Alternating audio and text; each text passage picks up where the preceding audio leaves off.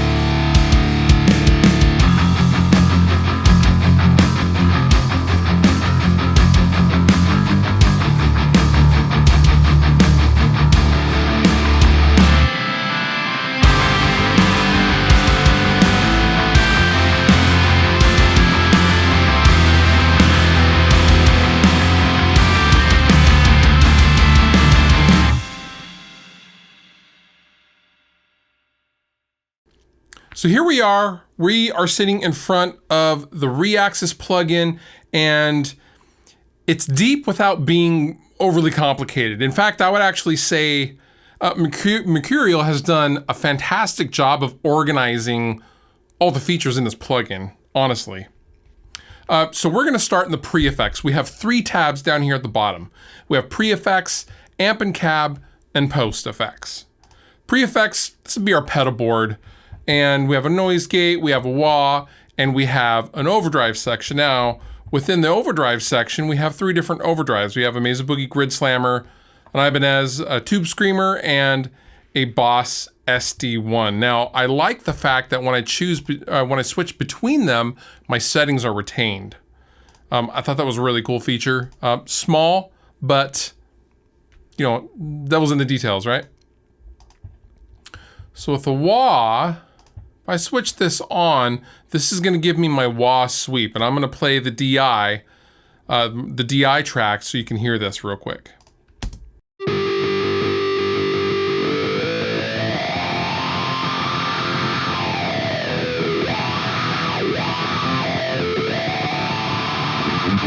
That's pretty cool. And you have adjustments for the range and the cue and things like that. I'm gonna turn this off for now. I'm gonna keep the noise gate on. But up here, since this is based on the Mesa Boogie Triaxis, this is just like the Triaxis in that all your controls function and act the same. You have your 3 different modes and then your variations on the modes, the different tones, the different colors, channels within the mode, I guess is the best way to explain it. So for example, in my rhythm, I have my green and the yellow channel. If I was asked, oh, what setting are you using in the lead 1? I would be using lead 1, yellow channel, for example, okay? So there's red, yellow, green, green, yellow, red. But I'm gonna leave it on the yellow for now. The next tab is the amp and cab. Now this is where the meat and potatoes is of the plugin. Again, the EQ settings do not change as I'm going from tab to tab. I like that a lot. Down here is the cabinet section and the power amp section. Now, new for 1.2 is an IR loader, 2 IR loaders in fact. One is for a speaker impulse and the other is for a reverb impulse. So you can actually choose the room in which your speaker cabinet is residing.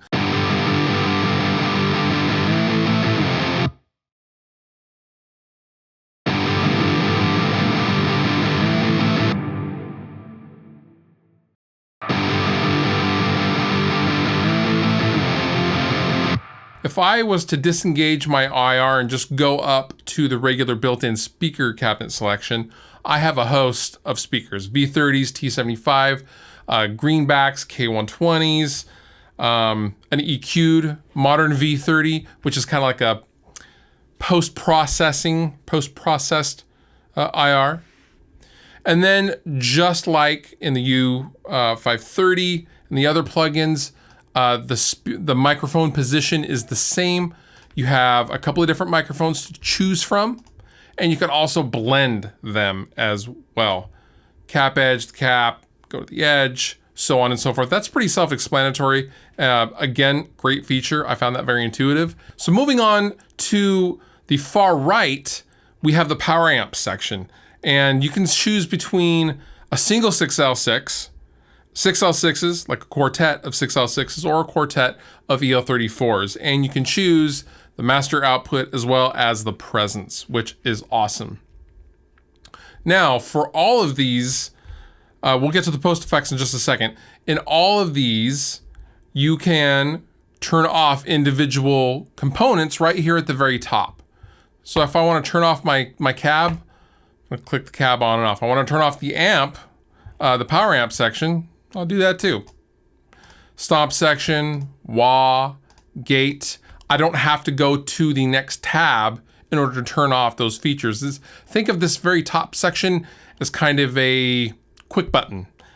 So let's go over to the post effects. And this is in correlation to the last three up here, the chorus, delay, and reverb. I'm gonna turn all these off. And for the chorus, I'm gonna play one of the tones.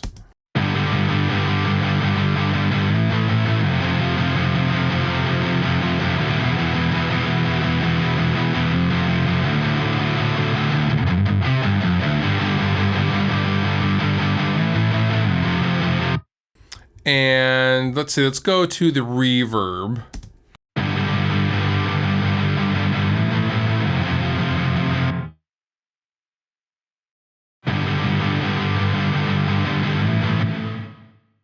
It's pretty cool. I like the different settings on the reverb as opposed to just giving us a bunch of knobs. There's at least some starting points. Here's a hall.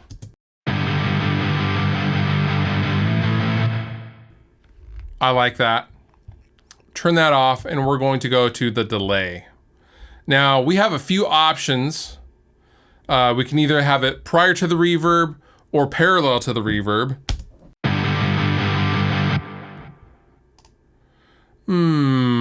Metallic, roomy slapback.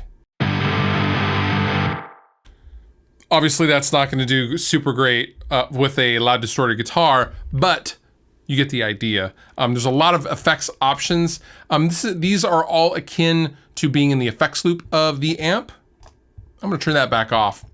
So now I'm going to just cycle through some of the settings and just kind of play around with it a little bit while playing the DI rhythm track. Just gonna kind of play around.